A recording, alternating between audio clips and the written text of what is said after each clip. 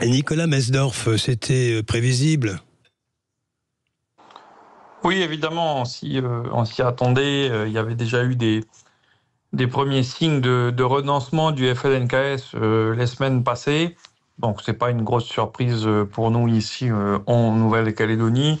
L'important pour nous désormais, c'est que les choses continuent d'avancer sereinement, puisqu'aujourd'hui, le FLNKS n'est plus l'ombre de lui-même. C'est-à-dire que il y a deux partis principaux qui composaient ce front qui l'ont quitté.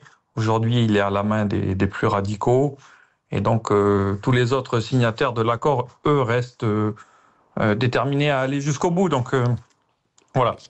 L'idée pour nous, c'est de profiter de la visite du ministre pour continuer à avancer sur les textes tels que la modification de la Constitution ou alors l'organique spécial qui sont les textes d'application de l'accord. Nicolas Mesdorf, n'y a-t-il pas une forme d'ambiguïté sur l'accord en question, sans entrer trop dans le détail? Malheureusement, il nous faudrait beaucoup plus de temps, mais quand il est question de créer un État de Nouvelle-Calédonie avec une nationalité calédonienne, la possibilité de transférer des compétences régaliennes, on va jusqu'à la monnaie, la justice, la police, sans parler d'indépendance. Est-ce qu'au fond, le projet en soi n'allait-il pas générer une sorte de pays indépendant qui ne dit pas son nom?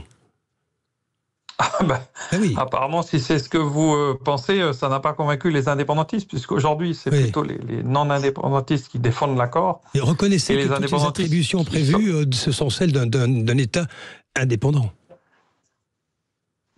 Aujourd'hui, on est quand même français. Je garde ma nationalité française. La Calédonie reste française puisque les compétences régaliennes restent exercées par l'État.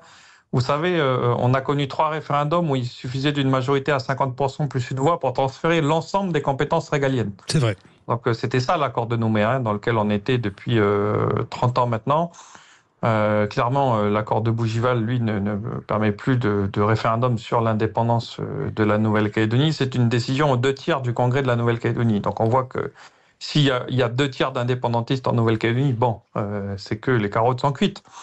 Donc je trouvais que l'accord était plutôt équilibré, clairement pour les Calédoniens, et surtout on en a besoin parce que aujourd'hui, je veux bien qu'on n'ait pas d'accord politique, mais ça veut dire qu'on reste dépendant des flux financiers de l'État pour même nos compétences. Oui. Je rappelle qu'avant les émeutes du 13 mai, on bénéficiait d'1 milliard d'euros de l'État par an pour les compétences de l'État. Aujourd'hui, on est passé à 3 milliards d'euros pour toutes les compétences de la Nouvelle-Calédonie. Donc, si on veut que le contribuable métropolitain ne déverse pas encore des milliards d'impôts en Nouvelle-Calédonie, il faut ramener de la stabilité sur place. Nicolas Mesdorf, pour finir, vous ne redoutez pas, même si vous dites que le FLNKS est devenu minoritaire, des troubles dans les semaines, dans les mois qui viennent? On a que la Nouvelle-Calédonie a déjà connu par le passé, à répétition.